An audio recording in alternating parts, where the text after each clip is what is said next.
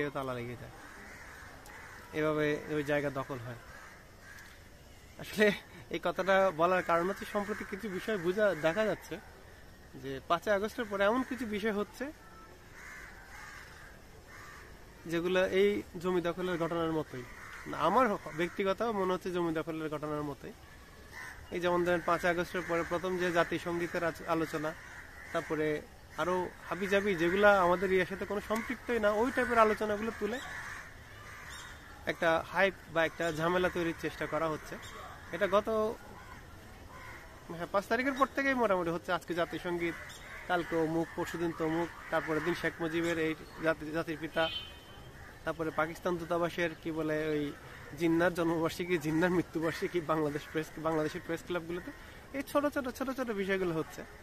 এগুলো হচ্ছে আসলে ওই বড়, ওদের একটা বড় লক্ষ্য আছে, ওই বড় লক্ষ্যটারই ছোট ছোট এগুলো হচ্ছে যে এই কাজগুলা। কোনোদিন দেখা যাবে কি, এই যেমন ধরেন সম্প্রতি পাঠ্য বইয়ে জাতিসংগীত যেটা প্রথম মলাটটা কাবার উল্টানোর পরে যে পেজে, প্রথম পেজে যেখানে জাতিসংগীত এবং আমাদের সম্ভবত রণসঙ্গীত থাকতো, জাতীয় পতাকা থাকতো, ওই জিনিসটাকে একদম বইয়ের শেষ পেজে পাঠিয়ে দেওয়া হয়েছে, লাস্ট একদম পেজে জাতীয় সঙ্গীত এবং জাতীয় পতাকা। যাই না, এটা না রাখলেও কি হতো, শেষ পেজেই বা কেন দিল। কিন্তু এই যে ওইটা জায়গা দখলের ঘটনার মতোই এই ঘটনাটাকে আমি হয়তো রিলেট করতে পারি। কোন এক সময় দেখবেন যে মুক্তিযুদ্ধে বা 1971 সব বিষয় আস্তে আস্তে করে একটা করে অ্যাভয়েড করা হবে, অস্বীকার করা হবে।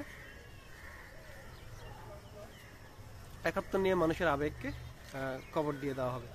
যদি এভাবে চলতে থাকে হয়তো সুদূর ভবিষ্যতে এটা হবে। আর এর মাধ্যমে বাংলাদেশের আসলে রাজনৈতিক কালচার পরিবর্তন হয়ে যাবে। দুইটা বা দ্বিপক্ষীয় রাজনীতি চালু হয়ে যাবে। একটা হচ্ছে উগ্রবাদ, উগ্র ধর্মাশ্রয়ী রাজনীতি, আর একটা হচ্ছে উদারপন্থী রাজনীতি। উদারপন্থী বা লিবারেল যারা কিছু ধর্মীয় রাজনৈতিক দল আছে, যারা কিছু লিবারেল, তারা মিলে একটা রাজনীতি, দুইটা পুরো দেশটা দুটো অংশে ভাগ হয়ে যাবে। তো এখানে আসলে মধ্যপন্থার আর কোনো জায়গায় থাকবে না। তো সামনের দিনগুলোতে আসলে কোন রাজনৈতিক দলগুলোতে এই পলিসি মেনে টিকে থাকতে পারবে সেটা নির্ভর করছে সামনের দিনগুলো কিভাবে যায়, কিভাবে রাজনৈতিক দলগুলো সিদ্ধান্ত নেয় সেটার উপরে।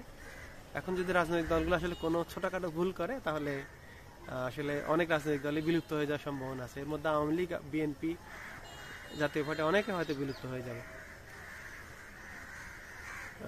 এগুলো যত দ্রুত বিলুপ্ত হয় বা এই মতবাদগুলোকে যত দ্রুত বিলুপ্ত করা যায়, ততই ওই আমাদের পূর্ব পাকিস্তানের ওই কালচারটাকে ফিরিয়ে আনা যায়, উগ্রবাদকে ফিরিয়ে আনা যায়।